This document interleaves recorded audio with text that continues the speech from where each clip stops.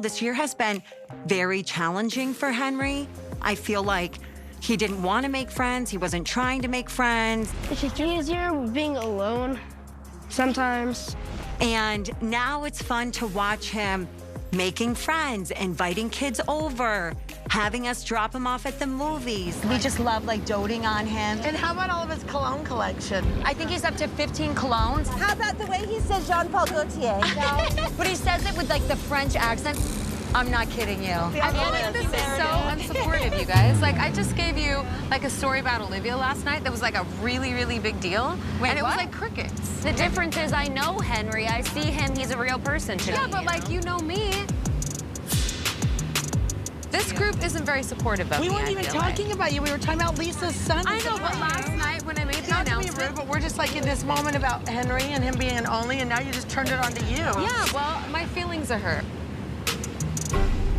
I give you like good news about Jared and me. I give you good news about my daughters, and it feels like none of you are supportive with the good things in my life. And it's a really, really big deal for me. I don't get to see my kids every day like everyone else does. But do you like the idea of telling us you have an announcement, or do you actually like the idea of seeing your daughter? Bronwyn, you are a f***ing bitch.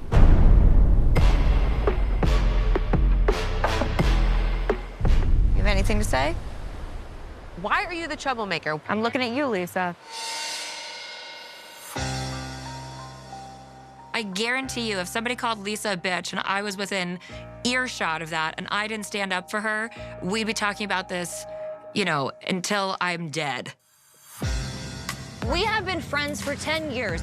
You have let this woman call me a gold digger, a trophy wife, a Wait, I let her do dumb what? bitch. Wait, what did I Come let her on do? now. You I'm and not I have responsible for here's the defending thing, anybody. Lisa. I will chime in.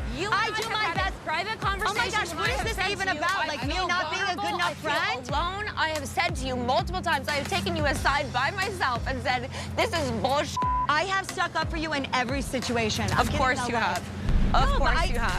I am mentally exhausted. I'm trying to be a great friend to you. There is nothing good enough. Except when and I tell you that I don't feel close to you, you don't care, Lisa.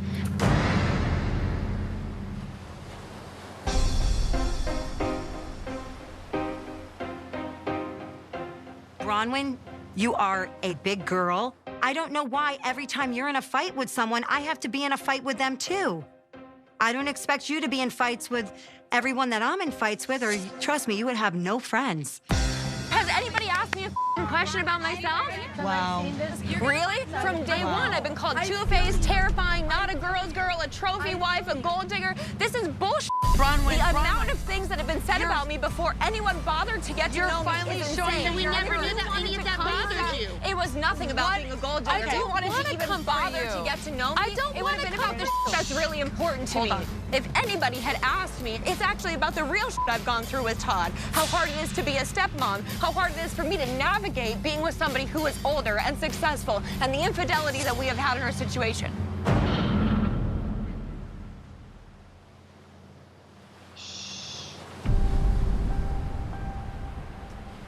Oh, gosh.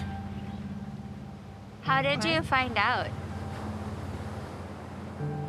A couple of years ago, we were on a trip, and he was texting someone on his iPad, and Gwen went to say something to him, and Gwen saw it over his shoulder. Oh, no.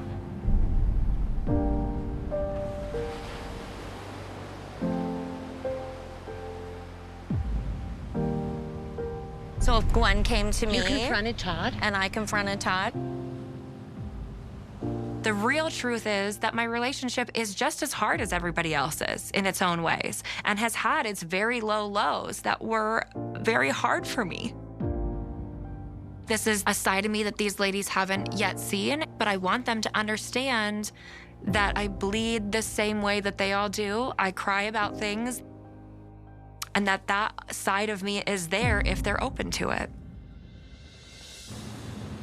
But what did he say to you when you asked him about So it? he said it's a fatal flaw of his. What's good for him in business is that he's never satisfied. He's always pushing for the next deal, the best deal, the whatever. Oh, ouch. And it is hard to turn that off when you come home. You are always looking for...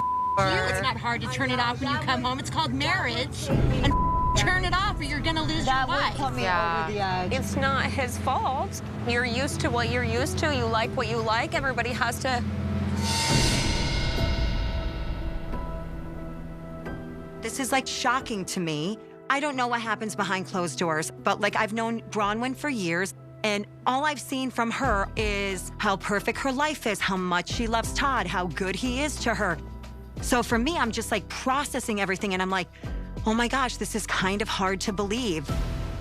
Did he deny it though? Did he say there's nothing going on?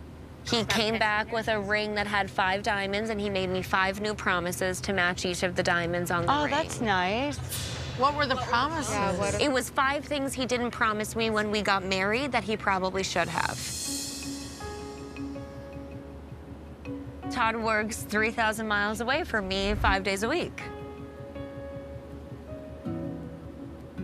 So there's always going to be a lump in the back of my throat that if I'm not super supportive, if I'm not super there, if I'm not super caring, if I'm not physically there, it's not always going to be the same. I'm not always good enough at home, and then I'm not good enough with you guys. Ever. I'm so sorry. I'm so sorry. Do you think that maybe he can't be that invested because you're guarded against him? That's a great question. No. It's so cringy to me that Lisa and Meredith are choosing to, like, have Todd's side. Like, in this moment, we just need to say, F Todd. Like, that's it. I adore Todd. I live and breathe by what Todd says to me. And I think I mean as much to Todd as any person can mean to him. But I think Todd means more to me than I mean to him. Oh.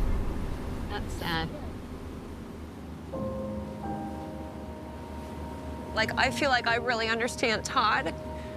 I feel like in this group, in my relationship with Todd, in most of my friendships, I don't always know that somebody knows 100% who I am. And that's a very weird, isolating feeling to float through life and feel like there's nobody who totally gets me.